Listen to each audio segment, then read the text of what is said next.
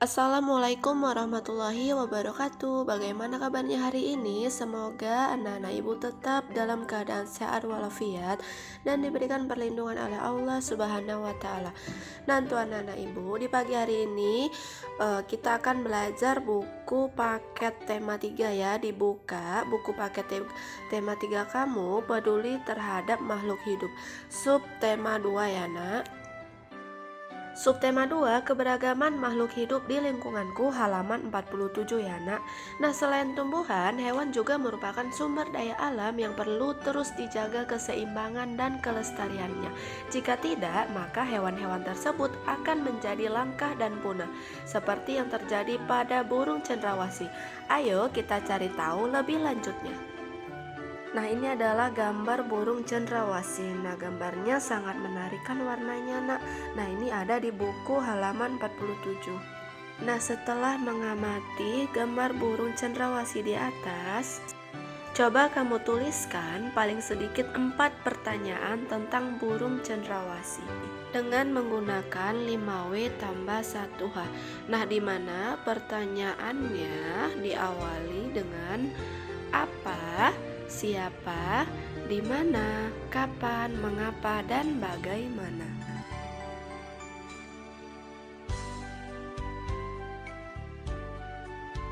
Nah, contohnya yaitu penggunaan kata tanya apa.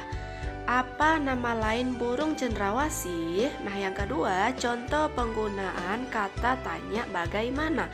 Di mana saja habitat burung cendrawasih? Silakan anak-anak ibu untuk membuat 4 contoh pertanyaan yang sudah ibu contohkan tersebut. Nah, untuk melengkapi jawaban dari pertanyaan yang sudah kamu buat, kamu baca teks burung cendrawasih yang ada di buku paket halaman 48 ya, Nak, agar kamu bisa menjawab dari pertanyaan yang sudah kamu buat.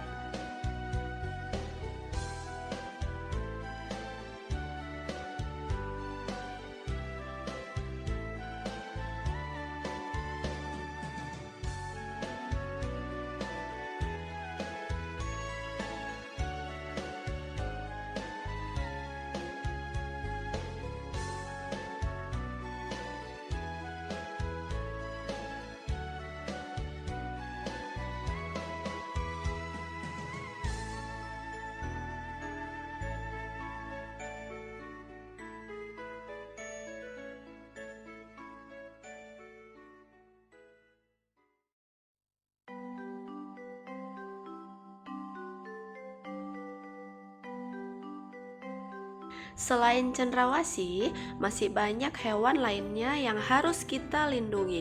Di sekitarmu tentunya banyak hewan yang menarik perhatianmu.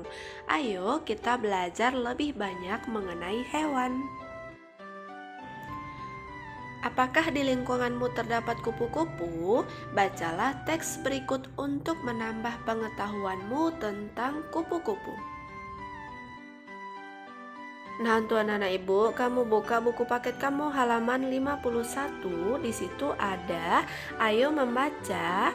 Bacalah teks berikut untuk menambah pengetahuanmu tentang kupu-kupu. Nah, ini kamu baca ya, Nak.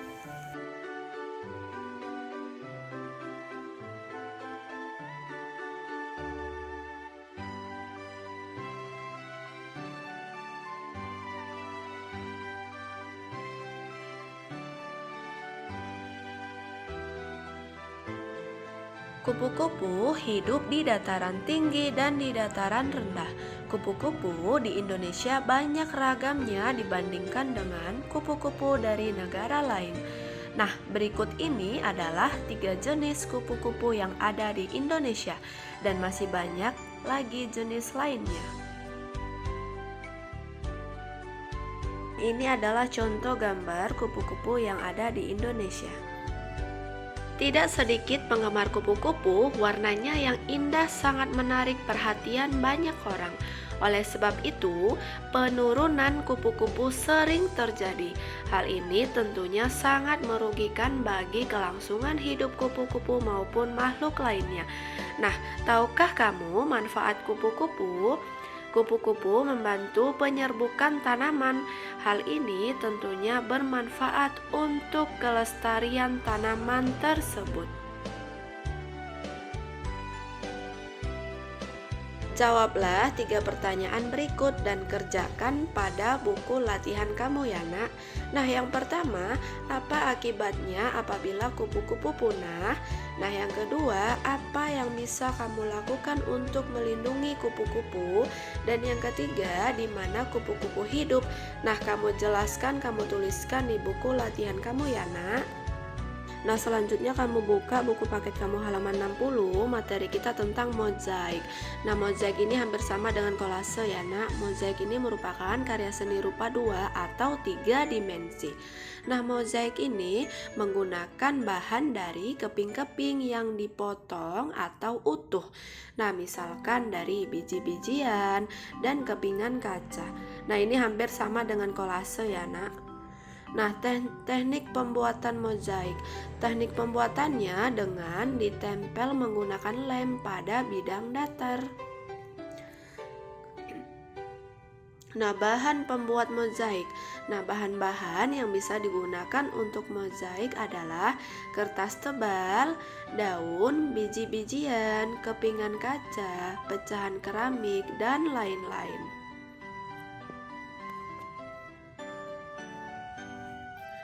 Nah, pada umumnya mozaik tidak diwarnai, tapi pembuat mozaik mengkreasikan komposisi warna dari bahan-bahan yang ditempel.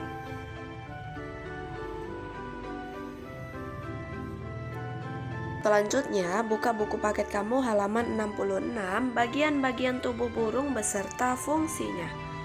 Nah, yang pertama, paruh. Fungsinya untuk makan atau mengambil makanan. Nah, burung disesuaikan dengan jenis makanannya. Nah, selanjutnya yang kedua, sayap. Sayap ini fungsinya untuk bergerak atau terbang. Selanjutnya ada ekor, berfungsi untuk menjaga keseimbangan saat terbang. Namun pada beberapa jenis burung merak, pada ekornya juga berfungsi untuk menarik perhatian lawan jenisnya. Nah yang keempat, selanjutnya ada cakar, fungsinya untuk mencengkram mangsa atau hinggap di dahan pohon. Nah pada cakar burung itu berbeda-beda, menyesuaikan tempat hidupnya. Nah ini adalah bagian tubuh beserta fungsinya. Nah, untuk anak-anak ibu, di sini ada buku paket halaman 66. Ini adalah tugas kamu di rumah, kamu kerjakan di buku latihan kamu ya nak. Nah, tadi ada beberapa tugas, itu jangan lupa kamu kerjakan di buku latihan tema kamu ya nak. Nah, dari hari Jumat kamu bawa agar ibu periksa ya.